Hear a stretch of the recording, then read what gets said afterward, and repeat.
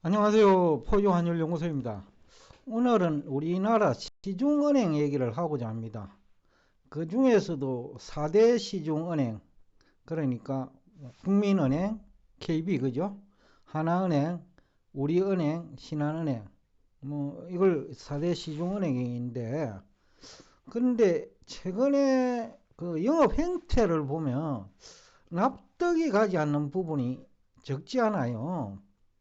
우선은 대출금리는 올리고 예금금리 인하한단 말이죠. 대출금리를 올린다는 얘기는 결국 자금 조달 금리가 올라간다는 얘기인데, 그런데 예금금리는 왜 인하하죠? 시장금리가 올라가니까 대출금리가 올라간다 이거지. 자금 조달 금리가 오르니까. 그런데 시중은행 예금금리도 일종의 자금 조달 금리거든요. 이거는 또 인하를 해요. 좀 앞뒤가 안 맞는 그런 지금 영업 행태거든요.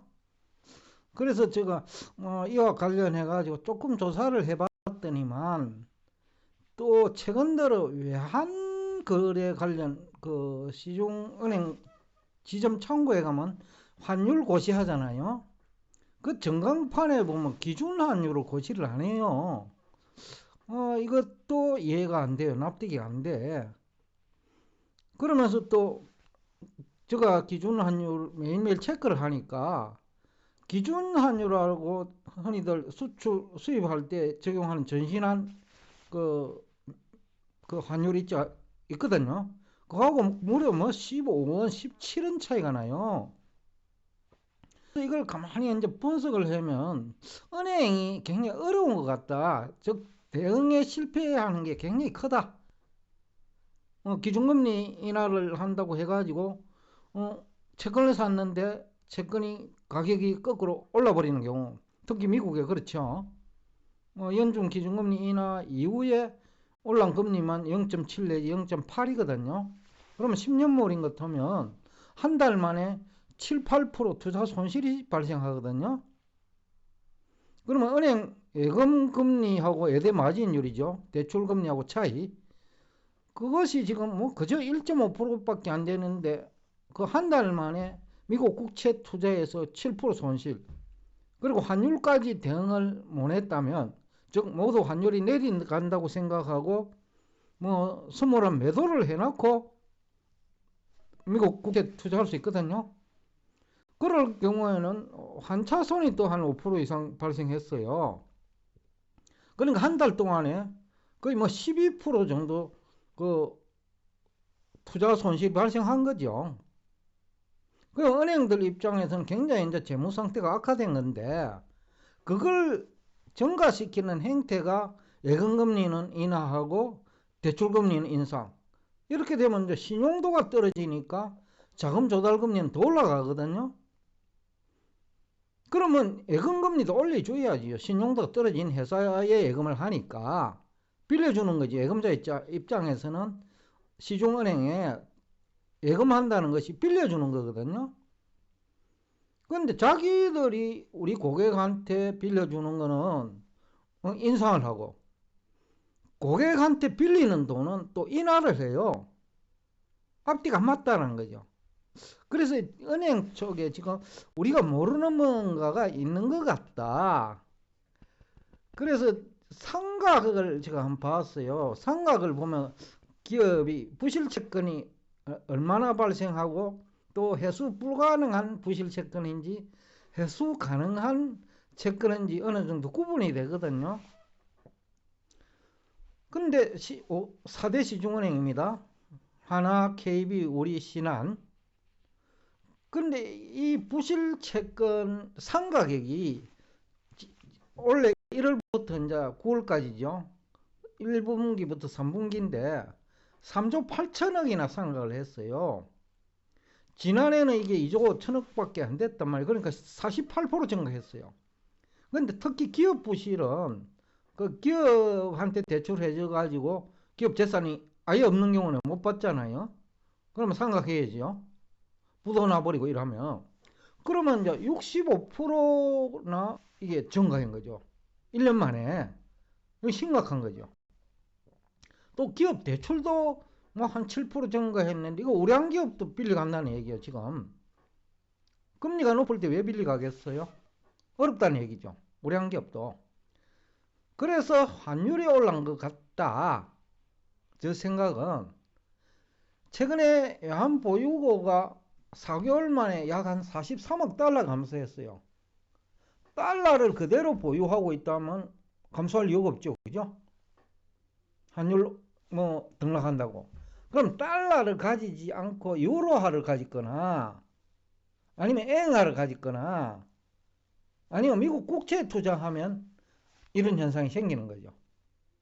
그러니까 달러는 한 달 만에 약 한 3, 4% 올랐는데 또 엔화는 한 달 동안에 한 6% 내렸잖아요. 그러면 바깥하는 타이밍 잘못 잡으면 외환보유 감소죠. 또 미국 국채가 가격이 오를 거로 생각하고 즉 금리가 내릴 거로 생각하고 미국 국채 투자를 늘릴 수 있거든요. 또 아니면 그대로 가지고 있더라도 대응을 못했죠. 포유환율연구소가 지난 9월 29일 날 그 우리 구독자 일부 몇 명하고 모임할 때 그랬거든요. 4% 돌파할 거라고 미국 10년물 국채가. 그때 대응을 했더라면 충분히 5%는 커버할 수 있었죠. 4% 돌파한다면 다시 사도 되니까요. 그러니까 이게 이런 문제가 생기는 거예요. 외환보유가 43억 달러나 감소한 거고 또 아니면 환율이 오르니까 외환시장 개입했을 수도 있어요. 외환현찰 가지고 있다가. 왜냐면 외환시장 불안하니까 외환현찰도 가지고 있을 거거든요. 그걸 가지고 또 개입을 하면 또 외환보유 감소죠. 그래서 참 이게 한국은행도 대응이 안 되고 기관 투자자들도 뭐 당연히 안 되겠죠. 한국은행 직원들이나 거기도 뭐 전문가라는 이름을 걸고 운용을 할 거예요. 뭐 한국은행 내에서 뭐 에리트를 뽑거나 아니면 뭐 시중은행이나 증권회사를 중심으로 뭐 인재를 파견받거나 안 그러면 선발하거나 그런 식으로 운용을 하는데 한국은행이 깨졌다. 미국 국채도 깨진 것 같고 환율 예측을 잘못해갖고 또 뭐 엔화를 샀다면 엔화에서도 깨졌을 거고 140엔을 할 때 살 수 있죠. 더 내려갈 줄 알고 유로화도 살 수 있죠. 근데 미국 국채도 뭐 샀는데 가격 하락할 수 있는 거니까. 그렇다면 기관 투자자들도 비슷할 것 같거든요. 왜냐하면 제가 투자 분석 팀장 할 때 애널리스트나 펀드 매니저 보면 작은 목소리로 자기 대학 동기들한테 막 전화하면서 정보 교환하거든요. 그런데 비슷한 수준끼리 정보 교환해봐야 똑같잖아요. 그러니까 유유상종이라고 비슷한 생각을 가진 사람끼리 전화 소통해봐야 뭐 그 사람들도 달러 약세 또 미국 채권 가격 상승 금리 하락이죠. 뭐 비슷한 사람끼리 소통해가 사면 기간도 그럴 것 같다. 그러면 이 43억 달러가 한 달 만에 발생했으니까 외환보유고가 기간도 뭐 그에 비례해 가지고 그 정도 발생했다고 하면 43억 달러면 원화로 환산하면 얼마지요? 10억 달러가 1조 지금 3천억 되니까 그러니까 한 6조 가까이 되거든요.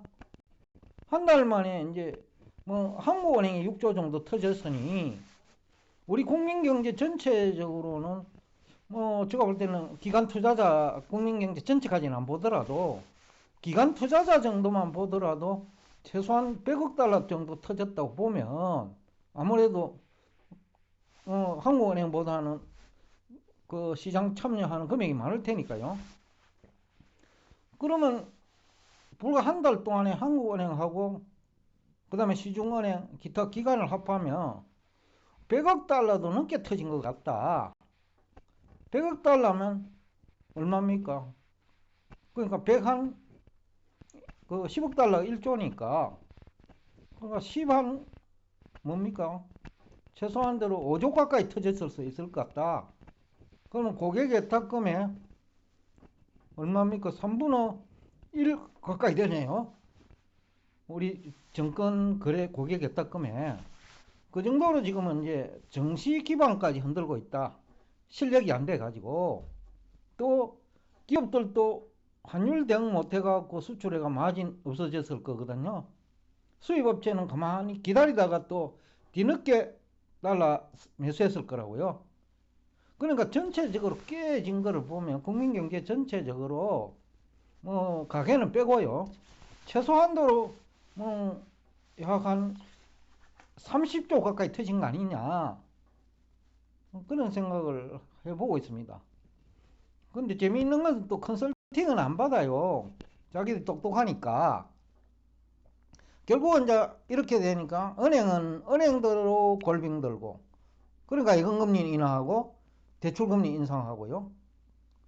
그러다 보니 전체적으로 은행이 수준이 낮으니까 다른 은행하고 거래하는 중소기업도 어렵고, 그러니까 부도는 더 많이 나고, 그러면서 국민경제는 더 나빠지고, 결국 앞 시간에도 얘기했지만 지금 사람의 문제다. 한국은 사람이 없다. 특히 자산운용, 그러니까 주식이나 채권이나 환율이나 부동산도 마찬가지고요. 한 달 전에 또 구독자 한 분이 집 살까 말까, 한 달 반쯤 됐을 거요. 집 살까 말까 하고 저한테 전화를 했는데 사지 말라 했거든요. 어제 다시 전화를 하셔가지고 한 1억은 벌었지 안 샀기 때문에 제가 그 웃으면서 그 얘기하니 그 정도 되는 것 같아요. 그러니까 이 사람의 문제가 얼마나 심각한지는, 우리 지금 한국 경제가 어려운 거는 결국은 사람의 문제인 것 같다. 특히 자산시장은 그 어디 변명할 데도 없고요. 뭐 여태까지 증명을 해줬으니까 본인 스스로 지난 2021년부터 2024년 뭐 10월까지 증명을 했잖아요. 환율 모른다. 그 다음에 미국 경제 성장률 어떻게 될지 모른다. 90% 그렇다 이거죠. 그 다음에 미국 채권 어떻게 될지 모른다. 거기 기준금리 인하하니까 채권 가격 오를 줄 알았는데 거꾸로 7%나 내려버린 거예요. 한 달 동안에 10년물 기준으로. 그러니까 예대 마진 계산하면 이거 한 4년치가 날라간 거예요. 왜냐, 예대 마진 1%밖에 안 되거든요. 1% 조금 넘는지 모르겠는데 여하튼 그 정도로 은행이 심각해지면서 결국 피해자가 그 기업으로 확산되고 있고 일반 가게로 확산되고 있다. 은행의 경영 부실이. 그런 얘기를 하고 싶고, 문제는 이제 뭐 세계적인 신용평가 회사들이 이제 우리나라 전체 신용 등급을 하향 조정할 수 있다는 거죠. 은행은 당연한 거요. 뭐 이렇게 하는 은행한테 신용도를 높여 평가할 수가 없잖아요. 왜냐하면 스스로 위기가 임박했다고 선언한 거나 마찬가지지. 예금금리 인하하고 대출금리 인상하고, 그 다음에 환율 환전할 때, 달러 환전할 때 기준환율 안 가르쳐주고, 그래가지고 기준환율하고 차이를 15원이나 벌리고, 이것이 이제 은행이 나 부실이요 하는 거하고 똑같아. 우리 경영 잘 못 되고 있고, 그리고 자산시장에 실패하고 있으니 여러분 좀 도와주세요 라는 얘기예요. 일반인들 하면 욕 태바지 얻어먹겠지, 그죠? 응? 나 좀 도와줘. 나 주식에서 까먹었어. 이 얘기하고 똑같아. 근데 그거는 뭐 도와줘라는 말이라도 하는데, 일반인들은 여기는 도와주도 아니에요. 강제적으로 예금금리 인하해버리고 대출금리 인상해버려요. 뭐 어떡할래? 뭐 우리 은행이 올라가면 금리는 어쩔 수 없이 작게 줄 수밖에 없고, 대출금리는 올릴 수밖에 없다. 그러면 외국으로 떠나든지, 이런 얘기가 똑같아요. 여하튼 지금 우리 국내 경제가 어려워지고 있는데 제일 큰 문제는 사람의 문제인 것 같다. 경제학자로부터 시작해가지고 은행에 근무하는 뭐 임직원들, 그리고 기관에 근무하는 또 자산운용 파트에 있는 분들, 이런 분들이 한국 경제를 점점 더 어렵게 만들어가고 있는 것은 아닌지 안타까운 마음에서 또 여러분들은 최소한 그런 부류에는 포함되지 않았으면 좋겠다라는 희망하에서 오늘 이 방송을 하게 됐습니다. 오늘도 끝까지 경청해 주셔서 대단히 감사합니다.